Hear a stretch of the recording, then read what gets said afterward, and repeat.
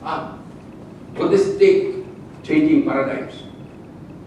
Law is nothing more than policy distilled in legal form and language. But policy is a mirror image of paradigm. What if your paradigm is the paradigm of extraction and consumption? Your laws will be tailor fit to that paradigm. What is a paradigm? It is the set of assumptions, values, and ideas by which a society operates. What is the assumption? The assumption is that these life sources are limitless. The value is that more is better. The more expensive it is, if it is a Hermes, it is better bath. If it has more expensive gold or more expensive car, it's better. Wrong. I ask my students, do you want a BMW 7 Series? Yes, sir. Do you want to pay for the price of it? What is the price there? Well, the price is that you have to work 28 hours a day to be able to pay for that. Just to be able to ride a car that is so expensive. You know, I like this Yogi Berra, I think he said, you only need so much to live. The rest is for showing off. So we cannot, Einstein said, you cannot solve a problem using the same mindset that created the problem in the first place. If the problem, the paradigm of extraction and consumption got us into the problems that we're in now, the opposite, conservation, protection, and restoration, CPR, is the solution. First, paradigm shift. Environment. It's not about the birds and the bees, it is about life and the sources of life. Two, the most basic human right is the right to life, and the right to the sources of life.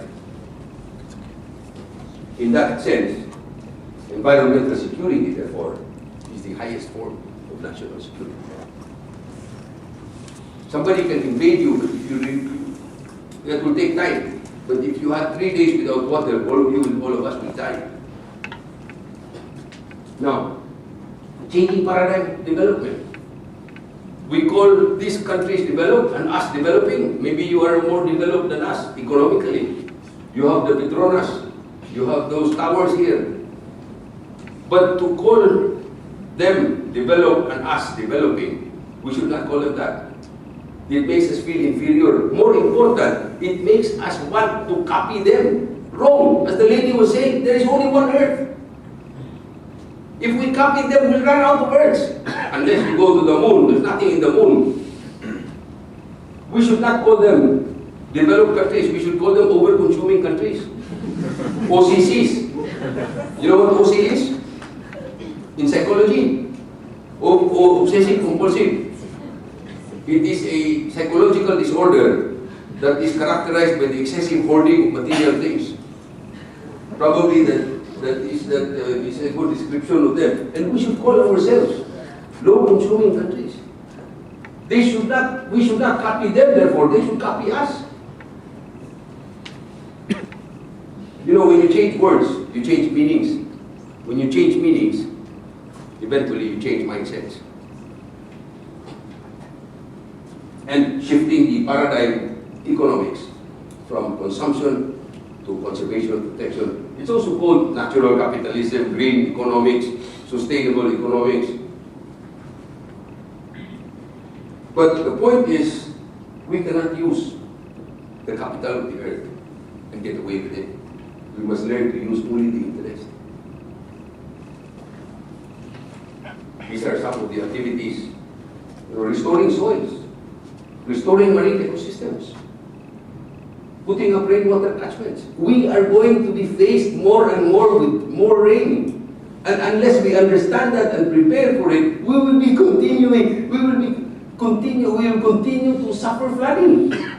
Flooding is not water in the wrong place, it is man in the wrong place. You have a pond, you fill it up, then you build a house, and then you complain of flooding. Who was there in the first place? You or him? Or you or water? Who is stupid? You, man, or water? Car-based transportation system. We know it is wrong. Look. Can you stand up, sir? Can you extend your left arm like this? Look at this. Here, extend your left arm. This is, yeah, whatever. This is about 1 square meter. Standing up, he is occupying 1/8 of a square meter. Sit down, sir, please.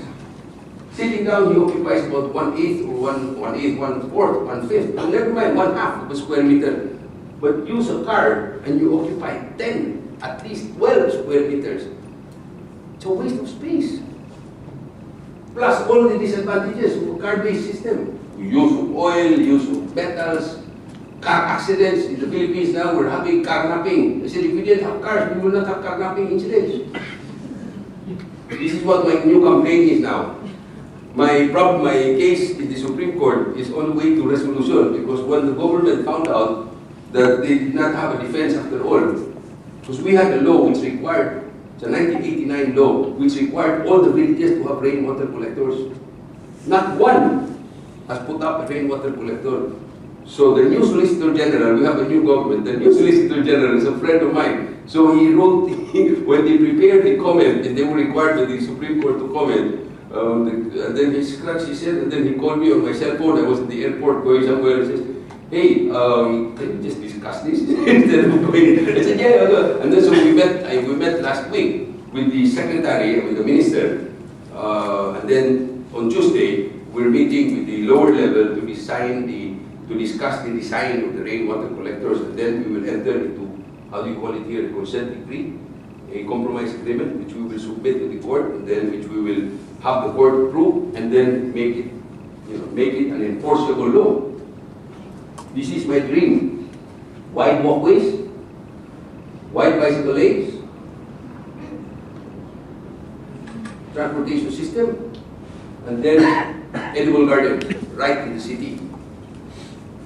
I don't know about you, but we have 30% of our people are poor hungry. Imagine, we have the richest soil, yet we have poor hungry people. Why? Because we've cemented everything.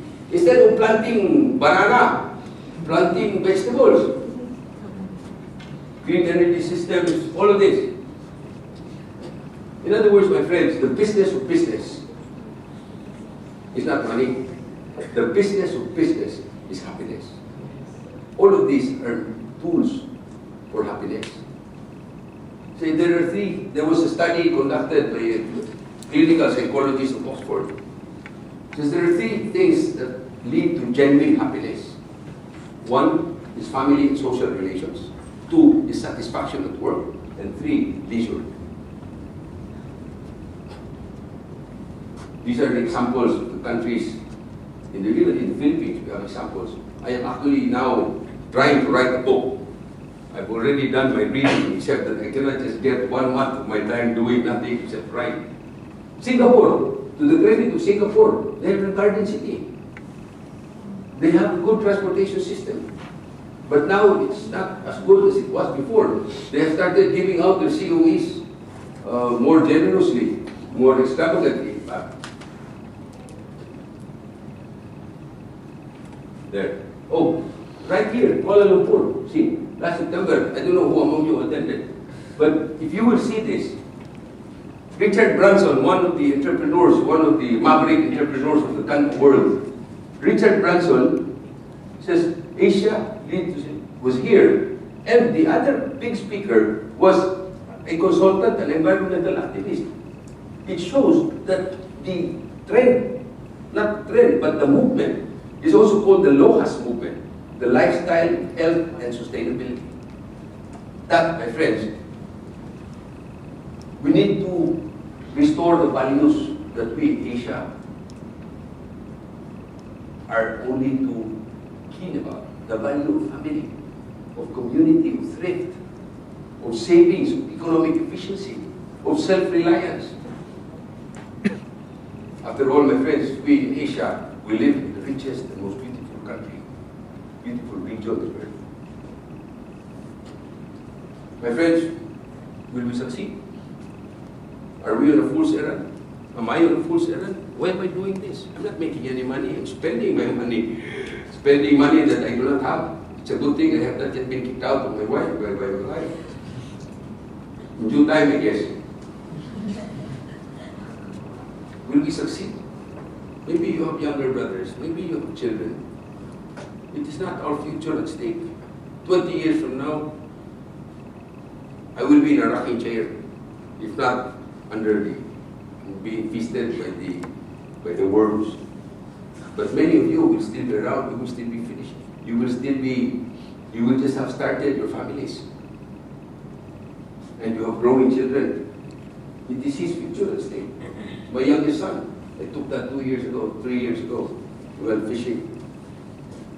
But because it is their future at stake, my friends, they say we are not wired. Human beings are psychologically not wired to think long term. But why do we take care of our children in the first place?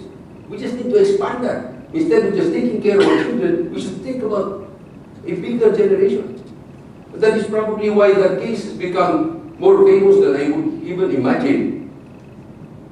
Because it sends a simple message, a very simple message, a fundamental truth, that we cannot use up the life sources and get away with it. And because it is his future at stake, my friends, we should not ask ourselves whether or not we will succeed. Rather, we should tell ourselves in a statement that is categorical that failure is not, repeat, not an option. My friends, many of you are maybe 20 years old, a little more. 20 years ago, I fought for your right to speak and be heard. Maybe it is time that you took that right to heart and take action on it.